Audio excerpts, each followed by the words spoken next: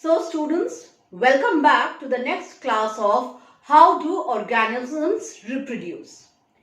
Now if you remember, we were discussing about the sexual reproduction in plants and we have in detail seen the structure of the flower, which is the reproductive unit of the plant.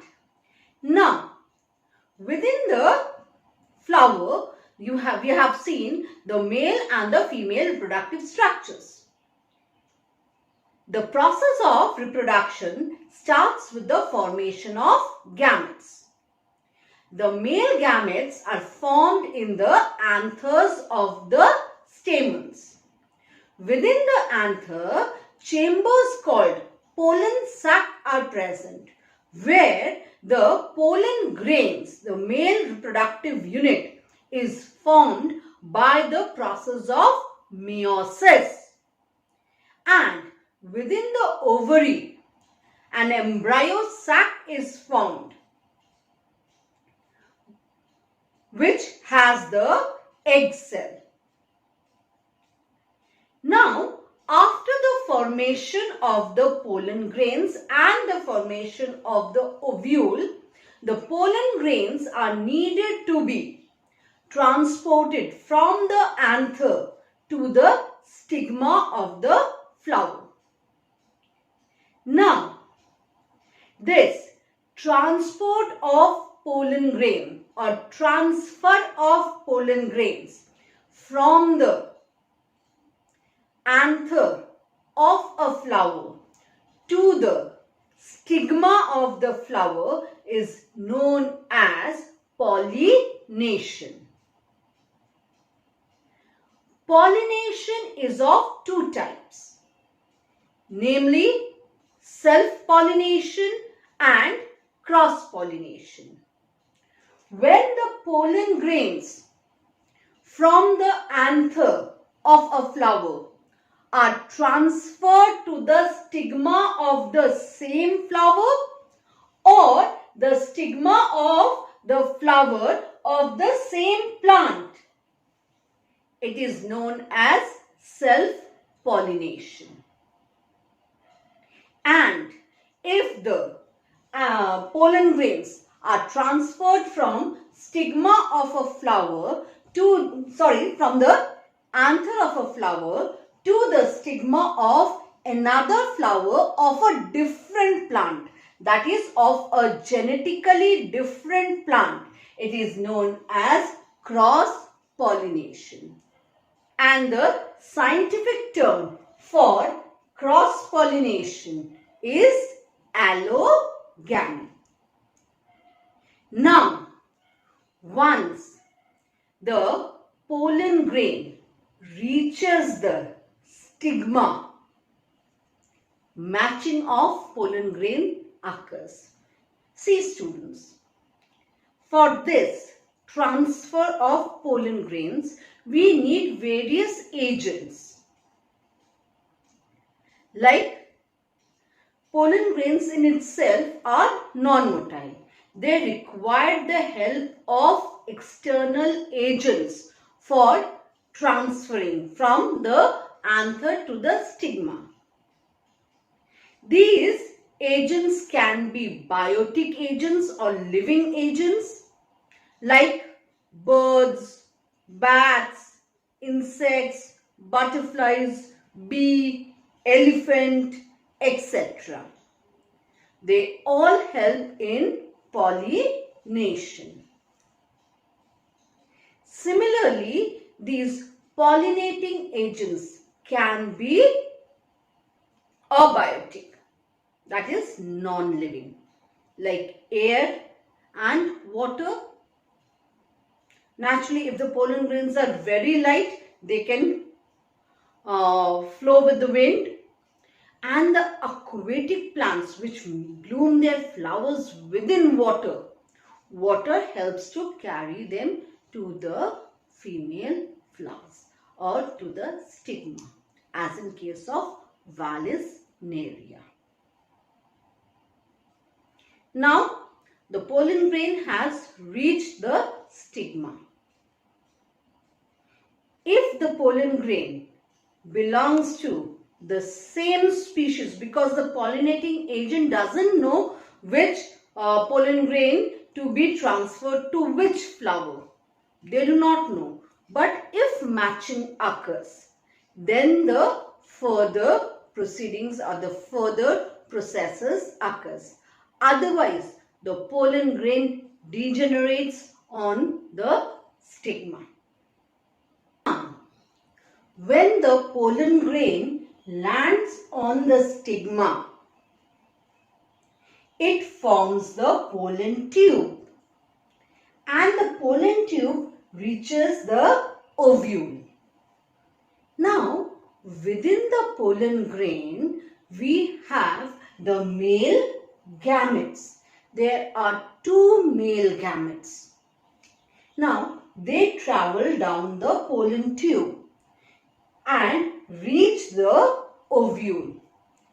On entering the ovule, they fertilize. One of them fertilizes with the main egg cell, and the other fertilizes with the polar nuclei. Just let me tell you about the ovule first in a bit detail. Now, within the ovule, there are not only one cell. As I said, in the pollen grain, we have actually initially two cells, a vegetative and a generative cell, and later on the generative cell divides into two male nuclei.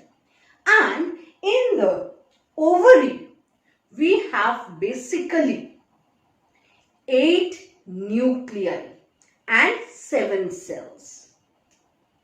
3 cells at the top known as the antibodial cells. The two nuclei and one cell in the middle known as polar nuclei.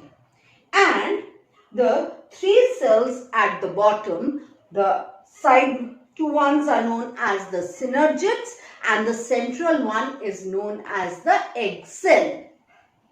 Now, it is to the egg cell that one of the male nuclei fuses, and this process is known as syngamy.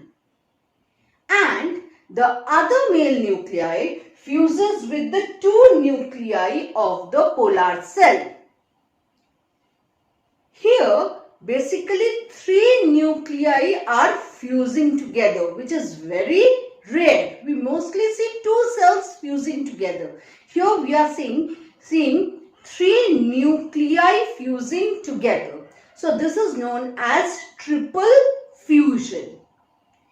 And since in angiosperms, both triple fusion and syngamy occurs in the same plant, that is, the fertilization is occurring 2 times. One with the egg cell and the other with the polar nuclei. The fertilization is occurring 2 times. So, it is known as double fertilization. Triple fusion plus syngamy forms the double fertilization.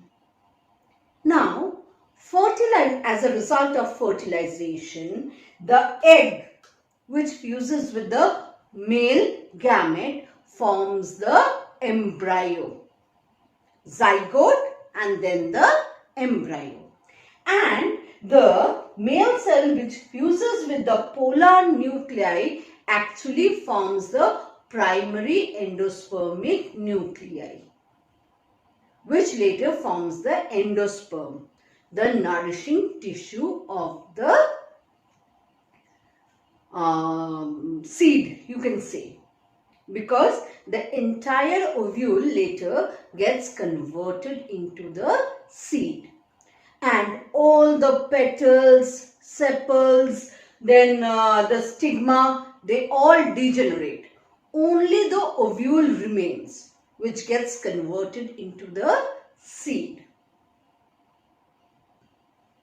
Now, and the ovary gets converted into the fruit.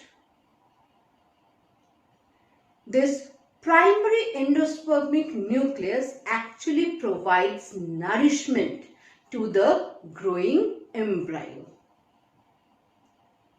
In many of the seeds, this primary endosperm gets consumed while nourishing the embryo and the zygote. So a secondary tissue emerges.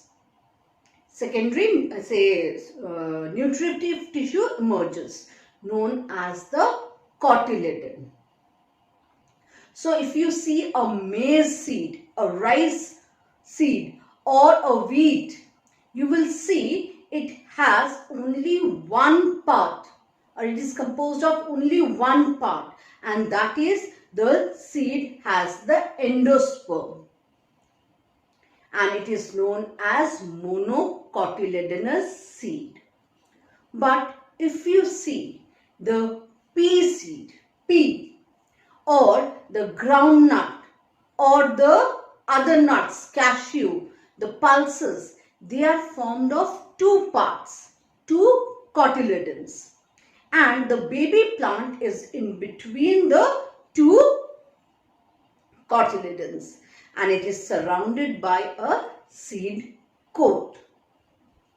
So those seeds having two cotyledons are known as dicotyledonous seed, and those having a single cotyledon is known as monocotyledonous seed. Monocotyledonous seed are also called albuminous seed, and dicotyledonous seed are also called non-albuminous